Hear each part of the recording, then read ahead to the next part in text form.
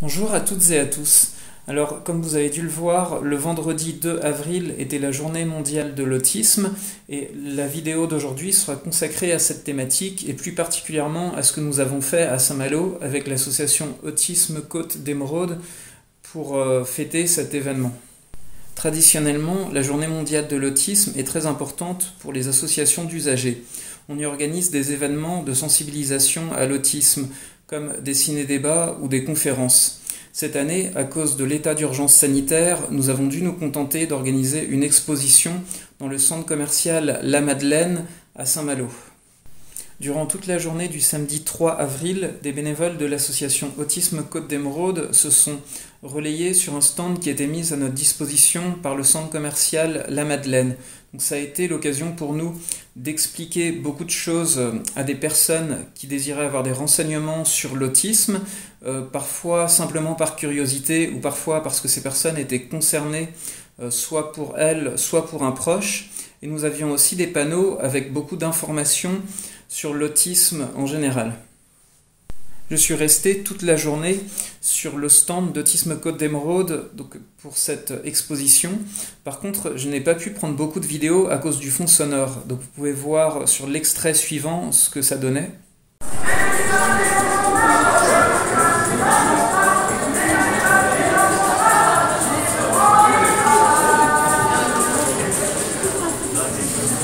Voilà les activités de l'association. Durant une grande partie de la journée, nous avons dû cohabiter avec une manifestation de la CFDT dont certains avaient apporté des instruments de musique.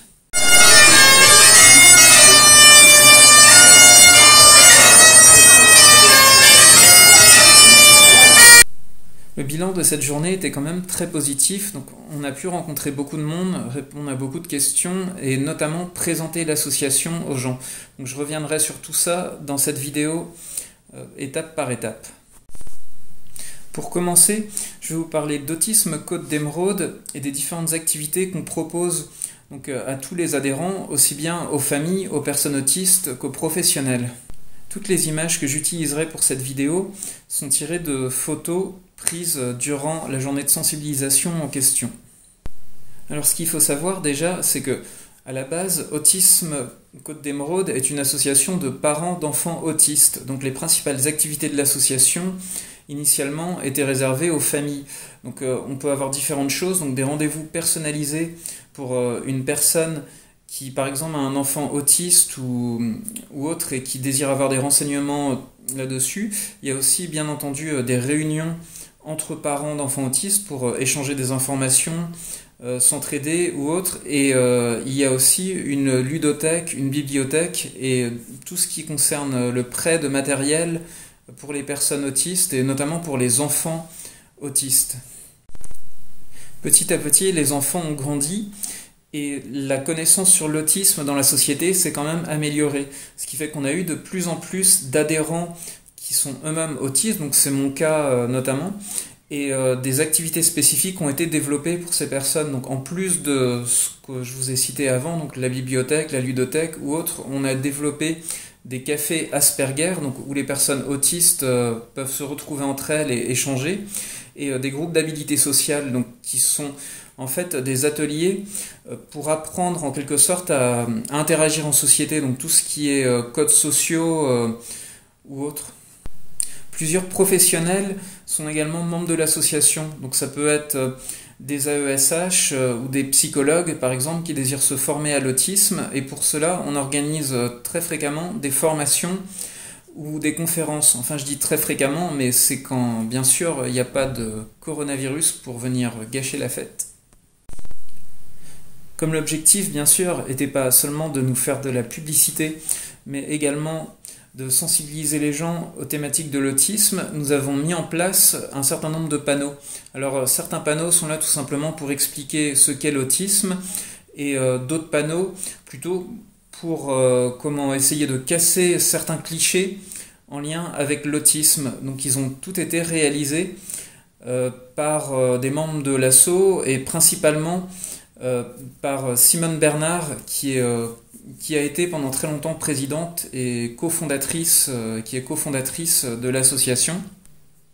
En plus de cela, nous avons également exposé de nombreuses citations de personnes autistes. Donc j'ai choisi ici de vous mettre notamment une citation de Babouyek. Alors ce qui est spécifique en fait chez Babouyek, c'est que c'est une personne qui est autiste non-verbal, qui a été déscolarisée dès la maternelle, et pendant très longtemps ses parents pensaient qu'elle ne saurait jamais lire ni écrire parce qu'elle ne sait même pas parler. Et on s'est rendu compte que en fait, elle sait très bien lire, elle sait écrire, elle est même auteure de plusieurs livres, alors qu'elle n'a toujours pas développé la parole. Et elle travaille beaucoup pour casser les clichés. Donc la phrase que vous avez ici, en fait, est destinée à montrer que il faut pas juger une personne à son apparence, notamment. Nous avons aussi affiché des citations concernant des problématiques très spécifiques, donc notamment 2 citations de Temple Grandin. La première concernant tout ce qui est hypersensibilité sonore, donc c'est une thématique très importante concernant l'autisme et je ferai une vidéo sur ce sujet prochainement. Et une autre concernant l'hypersensibilité au toucher, qui est également très récurrente chez les personnes autistes. Et là aussi, je ferai des vidéos spécifiques, un peu dans le même style que celle que j'avais fait sur l'hypersensibilité visuelle et la photophobie la semaine dernière. Donc, je vous ai dit un petit peu plus tôt dans la vidéo que nous avions un stand pour présenter l'association. Alors, c'est pas tout à fait vrai, nous avions 2 stands. Et sur un de ces stands, donc vous pouvez voir un dossier, tous les composants d'un dossier qui est remis aux médecins traitants de la région pour leur expliquer ce qu'est l'autisme. Donc ça, c'est une innovation de l'association qui est très récente. Et je trouve que c'est une idée très bien. Donc comme je sais que parmi les gens qui regardent cette vidéo, il y en a beaucoup qui sont dans différentes assos en lien avec l'autisme, on n'a pas déposé de brevet pour cette idée. Donc si on peut vous encourager à faire de même, n'hésitez pas non plus à revenir vers l'asso pour avoir un petit peu plus d'informations sur cette initiative que je tenais aussi à vous partager. Alors je précise, donc je tiens à partager ça, mais moi-même j'y ai joué aucun rôle, donc c'était quand j'ai intégré le CA, c'était déjà en bonne voie, les dossiers étaient presque terminés.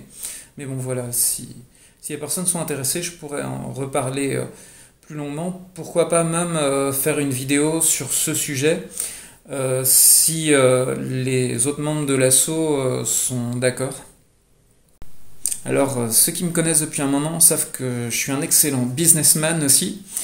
Et du coup, j'ai profité de l'événement pour présenter mes 2 livres, donc Les Aventures de Kawi et Les Mondes de l'Autisme. Alors, on va dire que j'ai joué les rapias, entre guillemets, j'ai presque privatisé une petite partie du stand de l'asso pendant cette journée. Mais ce qu'il faut savoir, c'est que, juste pour rappel, il y a des dons pour, en tout cas le livre Les Mondes de l'Autisme, il y a une grande partie des droits d'auteur du livre qui sont reversés à des assos, dont une partie pour Autisme Côte d'Émeraude. Donc en fait c'est Autisme Côte d'Émeraude aussi en tant que tel qui a fait un très bon business là-dedans à mon avis. Et puis puisqu'on parle de business et de publicité, et ben vous trouverez un lien pour acheter le livre Les Mondes de l'Autisme dans la description de cette vidéo. Donc un lien vers la page Amazon du livre.